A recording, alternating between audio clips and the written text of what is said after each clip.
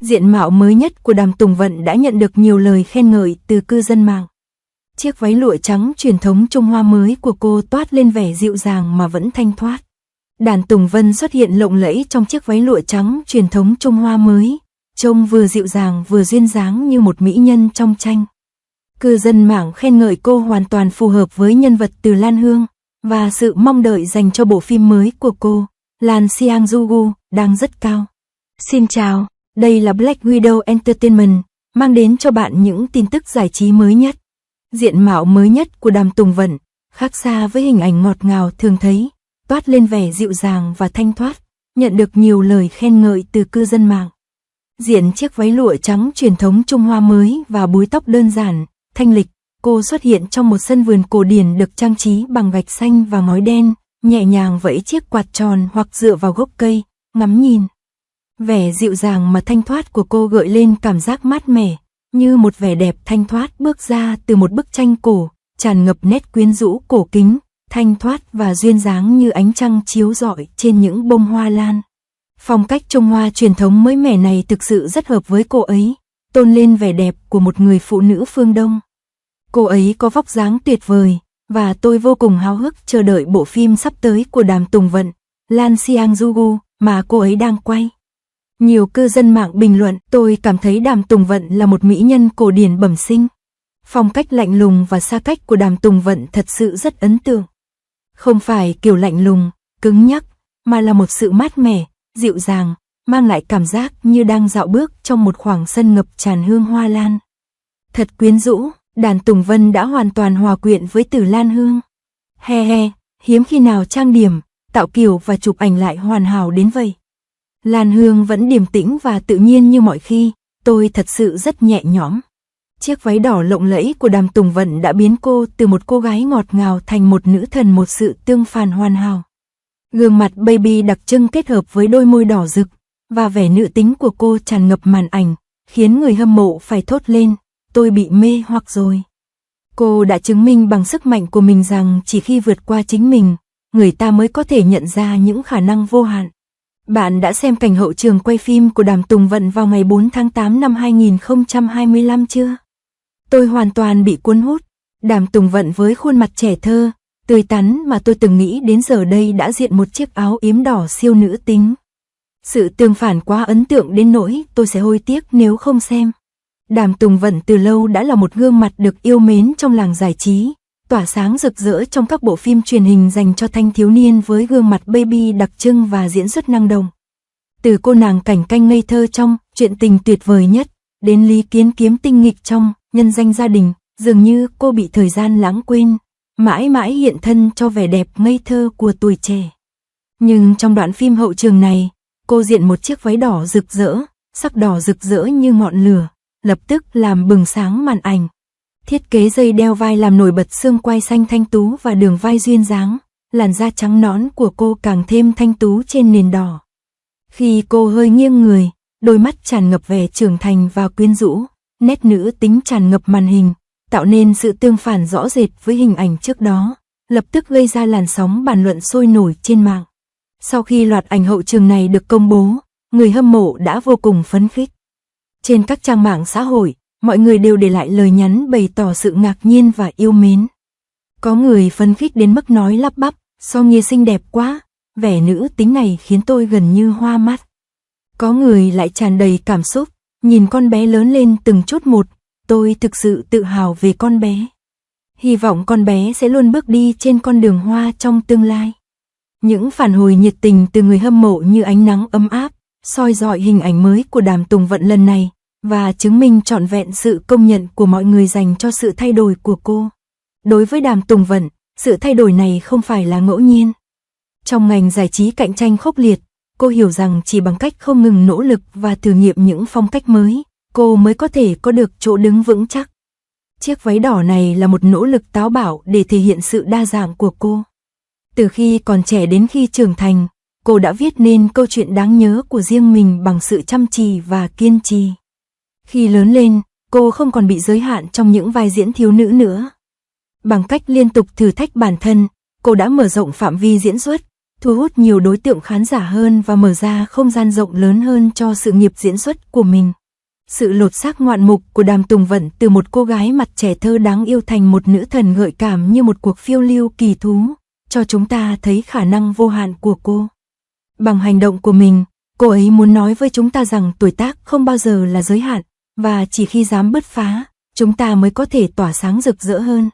Sau 20 năm hoạt động nghệ thuật solo, Đàm Tùng Vận đã chứng minh rằng dù không có nền tảng, cô vẫn có thể tạo dựng tên tuổi. Cô từ chối cái bẫy của sự nổi tiếng, thay vào đó, dựa vào chính công việc để khẳng định bản thân. Từ một vai phụ nhỏ trong Chân Hoàn Truyện, cô vươn lên trở thành biểu tượng quốc gia, sở hữu cả tiền bạc lẫn tự do. Ngay cả việc thiếu thốn nguồn lực hàng đầu cũng không thể ngăn cản cô theo đuổi sự nghiệp lẫy lừng. Ngành công nghiệp giải trí, một thế giới của danh vọng và tiền bạc, đầy rẫy những người nổi tiếng được các công ty lớn tạo ra. Vậy mà, có một người, dù 20 năm không có công ty quản lý, vẫn tự mình trở thành con gái quốc dân. Đó là Đàm Tùng Vận, một nữ diễn viên xinh xắn, dễ mến, đã tự mình gây dựng sự nghiệp solo trong một thế giới mà tài nguyên là vua. Thoạt nhìn, điều này có vẻ như chỉ là tưởng tượng, nhưng khi nhìn kỹ hơn, tôi lại thấy vô cùng ngưỡng mộ. Suy cho cùng, trong ngành này, để đứng vững mà không cần một chỗ dựa vững chắc, người ta phải cực kỳ quyết tâm. Khi Đàm Tùng Vận lần đầu ra mắt vào năm 2005, cô là một cô gái bình thường đến từ Tứ Xuyên, không có mối quan hệ hay nguồn lực, và phải tự thân vận động. Hồi đó, cô thuê một căn hộ nhỏ, tồi tàn ở Bắc Kinh và chen chúc trên tàu điện ngầm để thử vai, nhận được những vai phụ nhỏ trong các vở kịch địa phương như Sơn Cúc, với mức lương thấp đến thảm hại.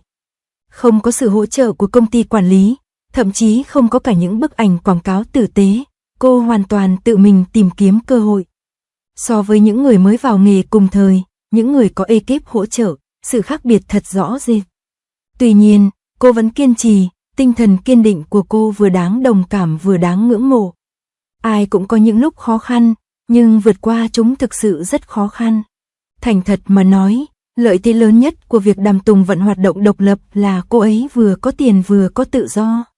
Không có công ty nào để chia sẻ lợi nhuận, toàn bộ số tiền cô ấy kiếm được từ việc đóng phim và quảng cáo, trừ đi một số chi phí, đều được cô ấy bỏ túi riêng. Không giống như các nghệ sĩ hợp đồng, những người làm việc cật lực cho một bộ phim truyền hình, nhưng chỉ nhận được một nửa thu nhập về cho công ty. Ấn tượng hơn nữa là cô ấy được toàn quyền quyết định trong việc lựa chọn kịch bản và vai diễn, mà không phải nhận những vai diễn dở tệ để kiếm lời. Từ vai Xuân Phi trong Chân Hoàn Truyện, đến Cảnh Cảnh trong Hạnh Phúc Đôi Ta, mọi vai diễn đều hoàn toàn phù hợp với tính cách của cô ấy, và diễn xuất của cô ấy đều hoàn hảo. Sự tự chủ này là điều mà nhiều nghệ sĩ phải ghen tị. Tôi nghĩ rằng việc được tự quyết định mọi việc thực sự là một cảm giác tuyệt vời. Làm một mình không phải lúc nào cũng suôn sẻ. Hạn chế lớn nhất là thiếu nguồn lực. Khi nói đến việc quảng cáo cho các thương hiệu xa xỉ hàng đầu và hợp tác với các thương hiệu quốc tế, Đàm Tùng Vận rõ ràng không thể cạnh tranh với những ngôi sao hàng đầu được các công ty lớn hậu thuẫn. Không có đội ngũ chuyên nghiệp để đàm phán các nguồn lực cao cấp, cô thường gặp khó khăn trong các cuộc đàm phán kinh doanh. Theo các nguồn tin trong ngành, cô đã bỏ lỡ cơ hội lên trang bìa tạp chí thời trang năm 2022 do thiếu sự hậu thuẫn vững chắc. Thêm vào đó là áp lực phải tự mình xử lý công tác truyền thông và quan hệ công chúng khủng hoảng. Thành thật mà nói, tôi rất thông cảm cho cô ấy, nhưng điều này cũng cho thấy việc làm một mình đòi hỏi kỹ năng thực sự, nếu không, cô ấy đã bị loại từ lâu rồi. Đàm Tùng Vận không thực sự chiến đấu đơn độc, cô ấy có một người đồng đội tài năng hỗ trợ, người đại diện Phương Hiểu Diệp. Mối quan hệ của họ thân thiết như chị em ruột, đã cùng nhau vượt qua bao sóng gió trong hơn một thập kỷ. Phương Hiểu Diệp quản lý lịch trình, đàm phán hợp tác và xử lý mọi công việc khó khăn.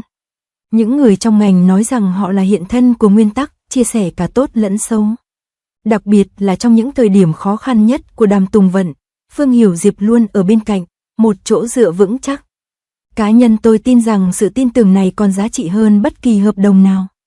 Tuy một đội ngũ nhỏ có thể nhỏ, nhưng hiệu quả và sự gắn kết sâu sắc của họ vượt trội hơn nhiều so với những âm mưu của một công ty lớn. Một điều tuyệt vời nữa về Đàm Tùng Vận là cô ấy không hề chơi trò, lướt sóng. Trong khi những người khác mải mê tìm kiếm xu hướng và thổi phồng CP, cô ấy chỉ tập trung vào việc quay phim, và sự nổi tiếng của cô ấy hoàn toàn phụ thuộc vào các tác phẩm. Khi nhân danh gia đình và dưới quyền lực nổi tiếng, khán giả đã khen ngợi diễn xuất chắc chắn và độ nhận diện tốt của cô ấy trong công chúng. Theo thống kê từ một nền tảng dữ liệu phim ảnh và truyền hình nhất định vào năm 2022, lượt xem các bộ phim truyền hình của cô ấy vẫn luôn đứng đầu, tất cả là nhờ sức hút của cô ấy. Cô ấy hầu như không tham gia các chương trình thực tế, cũng không bị thổi phồng scandal.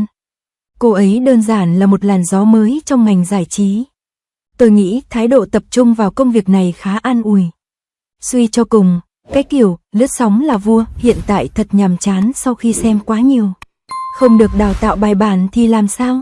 Đàm Tùng Vận đã tự mình phát triển sự nghiệp. Cô dành những năm tháng đầu đời để tự học diễn xuất, nghiền ngẫm sách vở, xem các diễn viên tiền bối biểu diễn và trau dồi các vai diễn. Theo một cuộc phỏng vấn năm 2016, trước khi tham gia Chân Hoàn huyền thoại, cô đã dành nhiều tuần để nghiên cứu nhân vật, thậm chí còn tập đi đứng hàng trăm lần. Cô cũng học cách đàm phán với nhà sản xuất và quản lý hình ảnh. Chính sự tận tâm tự học này đã đưa cô từ vai phụ lên vai chính. Tôi nghĩ sự nỗ lực của cô ấy thực sự đáng nể, chứng minh rằng ngay cả khi không có nguồn lực, cô ấy vẫn có thể vượt qua giới hạn của bản thân bằng trí tuệ tuyệt đối và sự kiên trì bền bỉ. Lượng người hâm mộ của Đàm Tùng Vận cũng là một lợi thế quan trọng trong sự nghiệp solo của cô. Trên Weibo và các nền tảng khác, cô thường xuyên đăng tải những thước phim hậu trường quay phim và trò chuyện về cuộc sống thường ngày.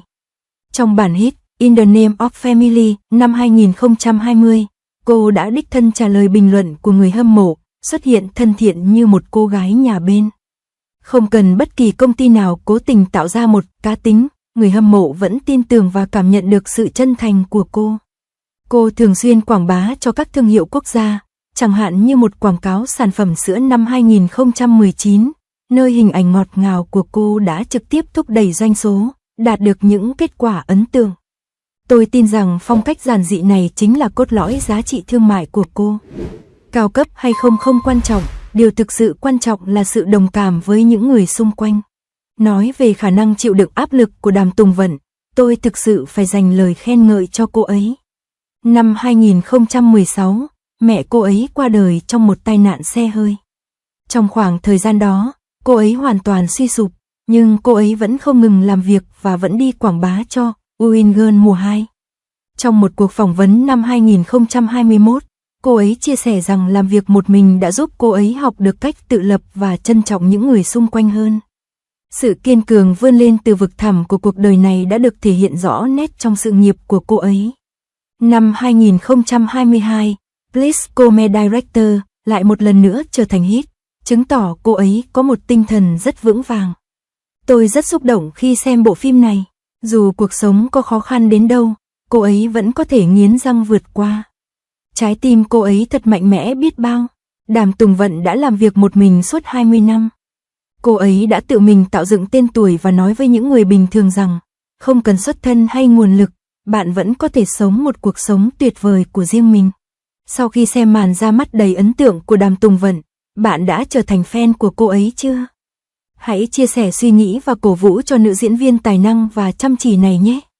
Nếu bài viết này khiến bạn đồng cảm, đừng quên chia sẻ với mọi người để nhiều người hơn nữa có thể chứng kiến sự lột xác đầy quyến rũ của Đàm Tùng Vận nhé.